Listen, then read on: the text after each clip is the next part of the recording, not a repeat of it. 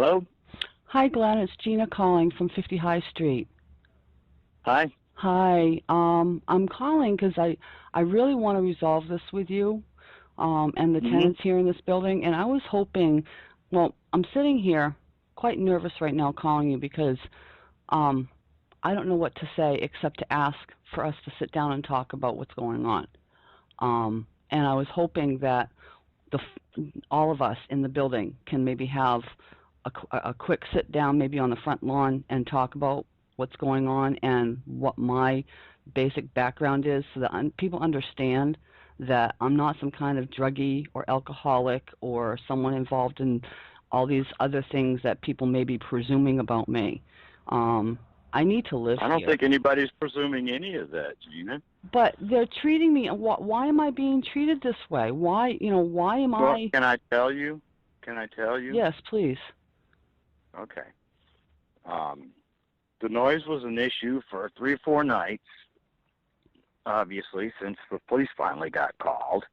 The police got called? Who called the police? I saw a police officer show up yesterday and freak me out because my house was stormed by police. So when police show up, I kind of freak out a little bit. Yeah.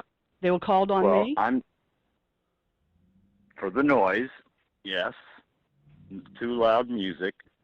And it's happened 3 or 4 times. I haven't forwarded all the complaints to you, but I will if you wish. Somebody, I'm not blaming you, but somebody's been turning the porch light off on the other side, and so they requested I put a lock on the door, so I put a lock on the door. And what is the reason that the light needs to be on all night long? Because they want it on all night long. Okay. I'm paying for the electricity. The girl upstairs apparently is afraid of the dark, and she wants the light on. But the light was on all night long before the girl upstairs moved in. Well, that's probably, what's her name? Faith? Faith. Yeah. Okay. So I have a question. I don't know. I'll ask them to turn that off, when after they get home at night. I have no problem doing that. And you told me that the reason you wanted me to keep the door closed was to keep bugs out of the building. But lights attract bugs to the building. So that light being on 24 hours a day, 7 days a week, attracts bugs to the building, which come in through the hole in my screen. Because I was over there yesterday, and it seems like you have all your screens and your windows wide open. I have to. Why are you complaining about a little hole when you got the screens I'm not complaining open? about the hole. What I'm saying, Glenn, is that you said that you wanted the door closed to keep the bugs out of the building, but yet you gave me an apartment with a screen that had a big hole in it twice the size of my thumb, which you're responsible to fix. But you didn't fix it, so right. So you're concerned. You haven't asked me to fix it. You've only complained about having the hole. Why do I need to ask you to fix things that should have been fixed before I moved in? Because you moved into the apartment as is before the other tenants ever moved out. I never had a chance to go there. I told you that. I never had a chance to clean anything. I never had a chance to repair anything.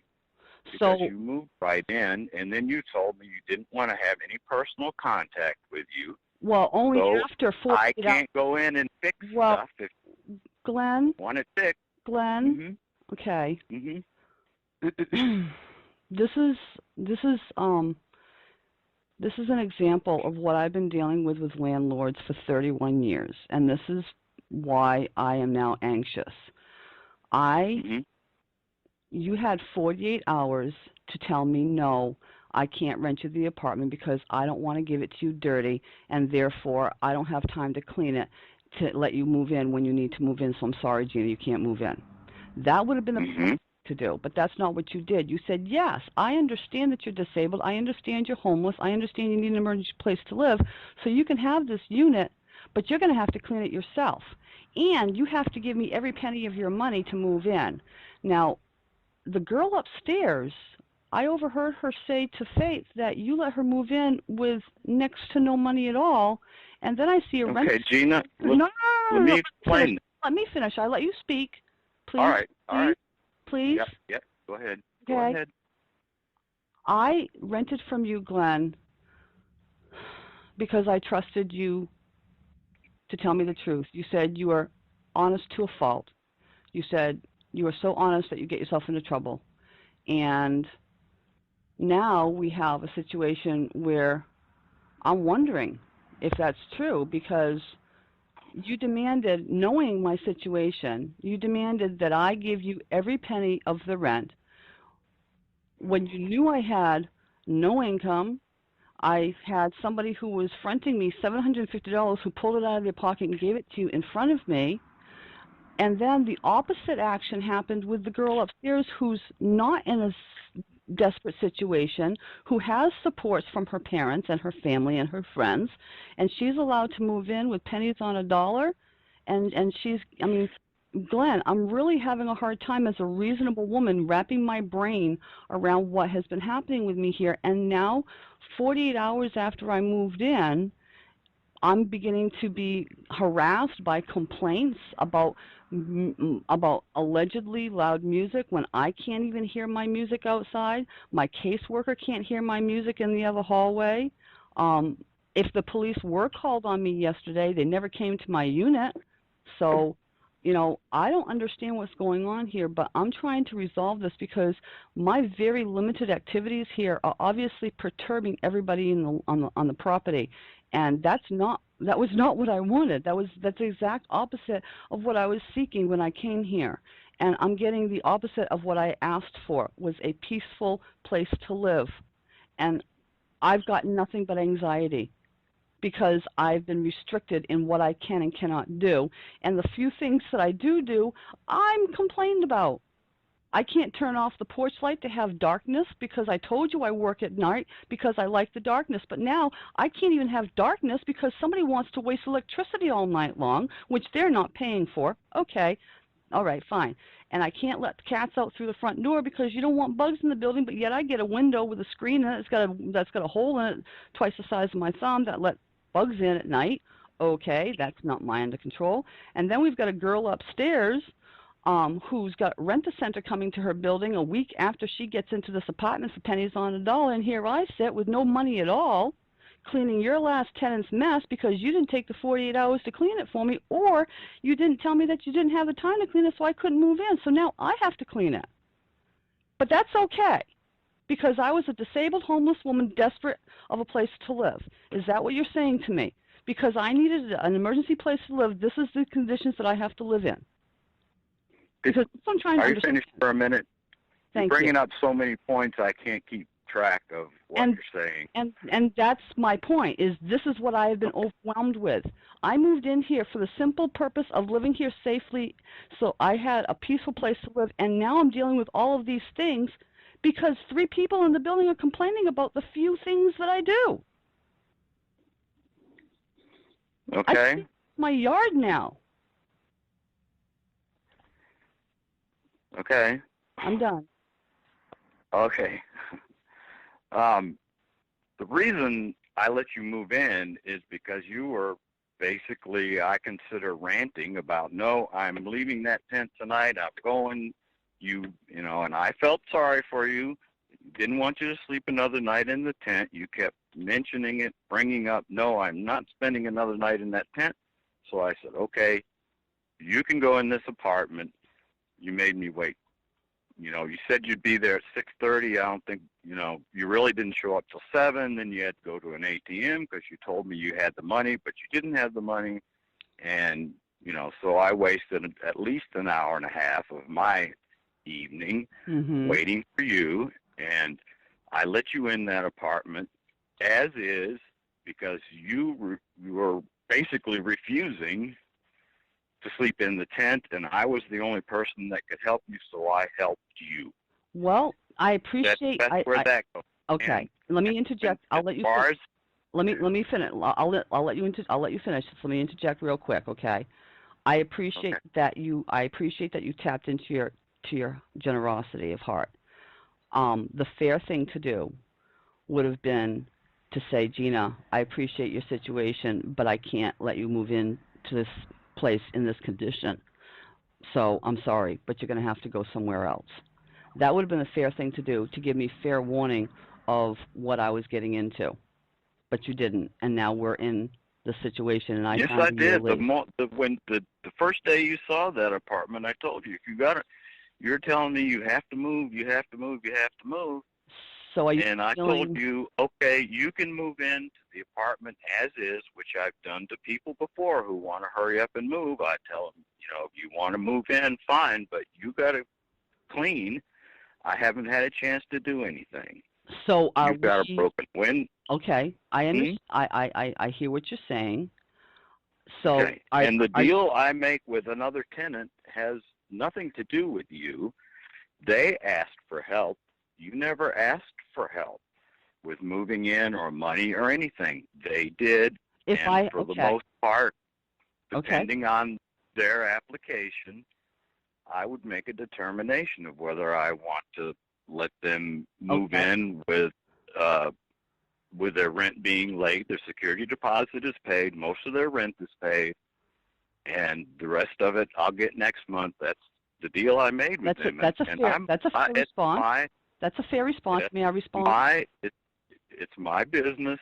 I get to choose those kinds of things. Fair. That's fair. May I respond? You didn't ask for help. May I respond? I'm not going to volunteer it. May I respond? You got to ask. May I respond? Sure. Yeah. If I had asked for a discount, would you have said yes to me? No, because you only make $830 a month. You can't, So if I had asked for a discount, so if I had asked for the discount that you're telling me that I was required to ask for, you're telling me that I would have been flat out denied the apartment, is what you're saying. In this actually corroborates what you said the day that I signed the lease. You told me the day that you signed the lease that you were really concerned about renting to me because of my income, but yet, Glenn, but hold on a second, Glenn, hold on. But the gentleman who moved me in, I told you was my employer. I just got hired by him just like 2 days before, and I couldn't start working for him until I got a place to live, which was part of the reason that I moved in here. So even though you knew that I had a job and a stable income on top of it, you were still going to deny me because I didn't have what you wanted me to have for an income, but yet you let the girl move in? That's interesting. If I want to loan somebody some of my money, I get to determine who I loan it to, what amount, when, what terms I make. I'm loaning money to them. Okay, and they have an obligation to me. Okay, so you never asked for any help. Had you asked for help, I might have, based on your application, I'll tell you, I don't generally rent to convicts. I don't generally rent to people who have been evicted before, because those are the reasons. Does it matter why? It doesn't matter. Do you look into why they were evicted, or do you just make a determination that they were evicted, so they must have been wrong? If I've got a better application from someone else, no, I don't ask them. Okay, so you just make a determination I get that they did applications. something wrong. It's my business. It's my business. I get applications. I get to decide who moves in and who doesn't. Okay. I felt so sorry for you, and I felt like I've done everything I could do for you that you asked for.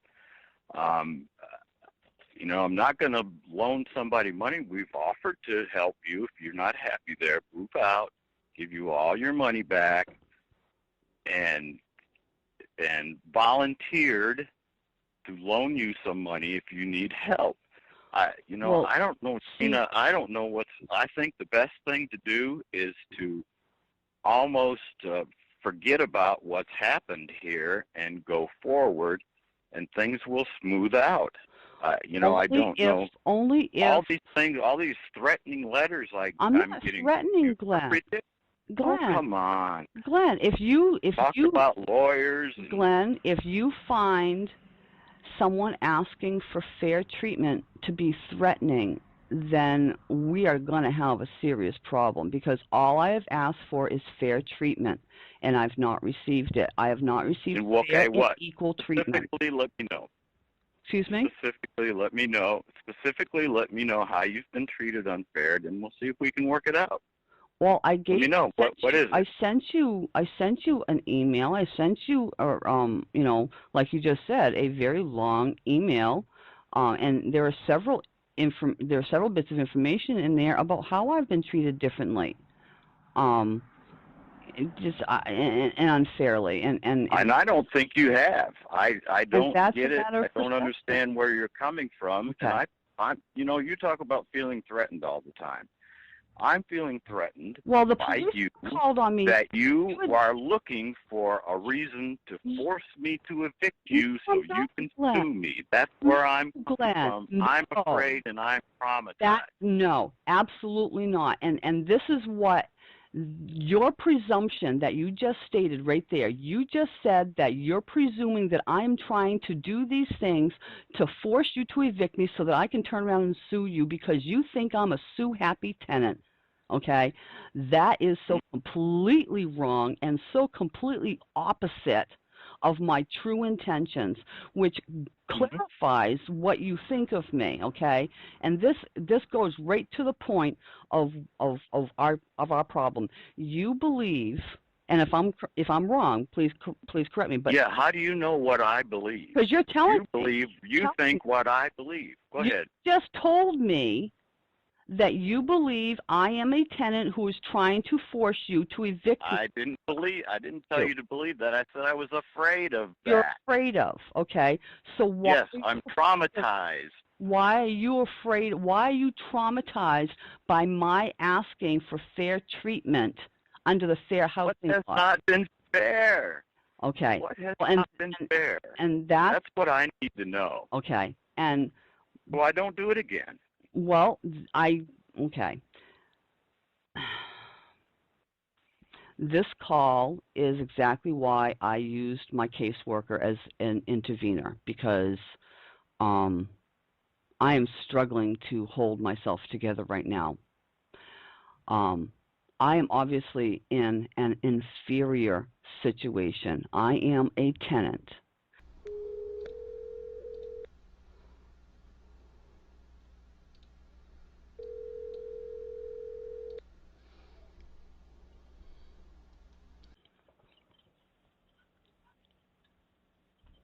Hello? Hi, it's GinA. I'm sorry. I lost you in mid-sentence. It was my computer. My internet, apparently Time Warner reset my modem right in the middle of my phone call, so I'm using my computer to call because I don't get my cell phone. I only get 60 minutes a month on my phone, and for some reason I'm right in a dead cell area right in this apartment. So okay. Anyway, I'm on my computer. I just called that number and left the message, so it's just me. Yeah, I got that. I did. It comes right into my computer. So I was just saying, Glenn, in my message to you, the last one that I sent you, I'm a very articulate woman. I think you know that, okay? And I'm a highly intelligent woman. I'm a very peaceful woman. I tell people what I think. I don't bullshit people. And the only reason I rented from you was not because I was homeless. Let me tell you that right now, okay? I'm a strong woman. I've been on my own for 31 years. I've never been married. I've never had a man take care of me, okay? I've raised my daughter on my own 28 years. I lived in a tent by myself for 2 weeks before I moved in here. I moved in here because of you, not because of this apartment. And now I'm very upset because you are not who I thought you were because you're not doing the things that you said you would do. And I'm struggling because my relationships with people are the most important to me. And when I don't have good relationships with people that live in my vicinity, either my landlords, my tenants, my family, my friends, that disturbs me because it's my relationships, my human relationships that mean the most to me. And when I can't communicate with the people that I have to live with, that is the most disturbing for me because I am most concerned about other people's well-being. I put other people before myself. I gave you every penny of my money plus my employer's money because I appreciated that you were allowing me to rent this place. I have in the past and even considered asking you for a discount, but I sensed, I'm an empath. I have empathy. I can sense what people are going to do before they do it. And I had a sense that you were going to tell me no. if I asked you for any discount because of the way I looked, because of the presentation that I made, because of my prior evictions. Landlords don't like tenants who have been evicted, but they don't care enough about their tenants to find out why they were evicted, because in the state of Maine, we have an unconstitutional eviction law, which I am challenging at the Supreme Court of the United States. We are not allowed to have a jury trial, okay? No tenant in the state of Maine has ever had a jury trial in the last 6 years, and I can prove that. And that is a constitutional violation by the Maine courts and the lawyers who draft leases like you have. And that's okay, where, no, let me finish. I'm getting to my point. You're a good man. You are a good man with a good heart. You help people as a landlord like landlords should help people. But you get sucked in by these lawyers who tell you that these 17-page leases are legal when they're not. These clauses that you may want to put in there, and he allowed you to put in there, you may think they're legal because your attorney said they are, but they're not. And I can prove that they're not. And that's the problem, is people, landlords don't listen to tenants because all we are cash cows. Herd them in and herd them out. Get their money and move them out. That's what You're we are. making huge assumptions about landlords in general. You're making huge assumptions. I'm not about making me. assumptions. I'm making observations. I am making observations of a 17-page lease that I was required to sign before I was allowed to read it. You did not give me a copy of that lease the day that I asked for the apartment. You did not give me a copy of the lease when I gave you $1,150. I did not have a copy of that lease before I moved in here. Let me answer that one, okay? And I had no control over that. Let me answer that one. And you had forewarning both times you met me. You had previous warning that you were going to be meeting me. You had ample opportunity to bring that lease with you, and you chose not to. I had no opportunity. I work helping a group of girls in the summertime become real women and strong women, and I volunteer my time helping girls. Okay. I work all day long. I called you. I said that I could meet you at 6 o'clock. I don't carry leases around with me. So so I met you at 6 o'clock. You said you wanted the apartment. You called me the next day. I was at work. You said you wanted to move in. You said you had the money. 2 days later. I called you 2 days later because I saw you it on called the 1st. me. I called you on I saw it on the 1st, and I moved in on the 3rd. I called you at 2:30 on the 3rd. Right. Okay. So we met on the 1st. Did we meet on the 1st? Yes, we met on the 1st. The first time? I gave you 48 hours. It was not. You gave me 48 hours for what? I met you at 6 o'clock on the 1st, and I did not see you again until 7 o'clock on the 3rd. Exactly. So 49 hours. You're right, 49 hours. Had you asked me for the copy of the lease, I would have sent it to you. So I had to ask things. I can't read your mind. I have to ask you to clean the apartment. I have to ask you to fix these things. So Not when I told you had to move. If you wanted to move in now, you could move in, but you'd have to do it as is. Okay. You have not been able to give me any reason, except for the fact that example. You haven't given me any example of what I've done wrong.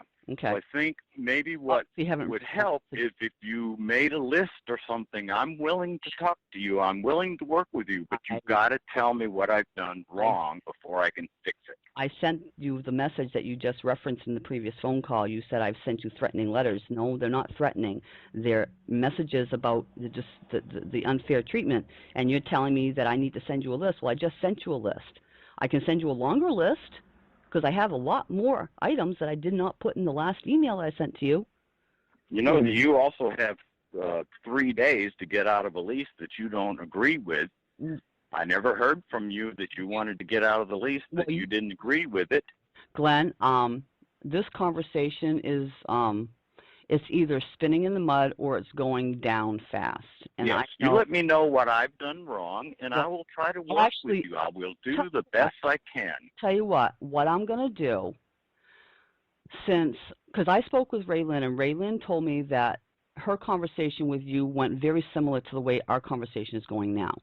So obvious that neither Raylan nor I can communicate with you about what's going on because you believe your attorney. So what I'm going to do. I haven't talked to any attorneys, GinA. Glenn, I don't like to use attorneys. You don't understand what I'm saying. Okay. What I'm saying is your attorney has given you a 17-page lease that says he's saying that this is a legal lease and you're believing him, and so you're presenting these leases to people like me. And nothing that I can say, nothing that I do is going to change your mind because I'm not an attorney. So there's nothing that I can say or my caseworker is going to be able to say to change your mind about what you're doing because you've been told that this is legal and you've been operating this way for however many years and you've been able to evict easily and do whatever you've been able to do. I've been doing this for 10 years. Okay. I have only evicted people who quit paying rent. Okay. I don't even bother people at all. I don't go in and check apartments. Tell them you got to clean this up, whatever. I don't do any of that stuff. I don't bother my tenants. I try to show up when they ask for help, when they have a problem and ask for help. Okay. You know, I do have saying I have a hole in my screen is not asking for help. It's a statement. You're right. It is a statement. And you're correct. I have not asked for any repairs after the day that you came to have me sign the lease, okay? Because and the reason for that, Glenn, is because the next conversation I had with you was your text message that told me I had to keep my doors closed. Now, I don't know if you understand or not, but before I went to the tent, I was living at a hotel in Waterville, and that hotel manager threatened to evict me from the hotel under police force if I let my cats out of my room because she was afraid of animals. Had nothing to do with the tenants. It had nothing to do with the customers in the hotel. It had everything to do with the hotel manager's personal fear of animals. And so therefore, I was required to keep my cats in my room behind a locked door unless I wanted to be evicted by police. And then I move into a tent, and then I move in here. And 48 hours after I move in here, I receive a text message from you saying I have to keep my doors closed. Now, you don't understand. I appreciate that you did not understand. I appreciate that you did not know my past because you did not ask and I didn't tell you, okay? That's what's happening with human relationships. We have become so disconnected and we do not communicate with each other anymore, so we don't know what other people's stories are. You had no idea that I was not a convict. You had no idea that I was not a criminal. You have no idea that I'm not a druggie. I've never used hard drugs. I'm not a drinker. I haven't drank alcohol in more than 25 years. I hate this stuff. Okay? You don't know that I don't have a criminal past. You don't know that I'm not violent. You don't know any of this because, first of all, you didn't ask. Second of all, I didn't tell you. And thirdly, it's uncomfortable to get into those conversations because of the way we live our lives now. But those lack of conversations create this kind of conversation that you and I are having now, which has put me on the defensive because I just simply wanted to live a peaceful life in a 2-room apartment so get me off the street until I could figure out what to do next. And now I have to deal with this. And it's just... What are you... I still don't understand what you're having to deal with. You don't, and that's the problem. I don't understand what's... and that's the problem. So tell me, what's the problem? The anxiety about having to defend myself. I've had to defend myself. How much anxiety do you think I'm having now, having to deal with all the other tenants? I'm sorry about that. Yeah, I'm sorry you're anxious. But that's not my fault, and that's not my responsibility. You chose to rent this to me under these conditions. All right? Are you recording this? Yes, actually I am. Okay, goodbye. Goodbye.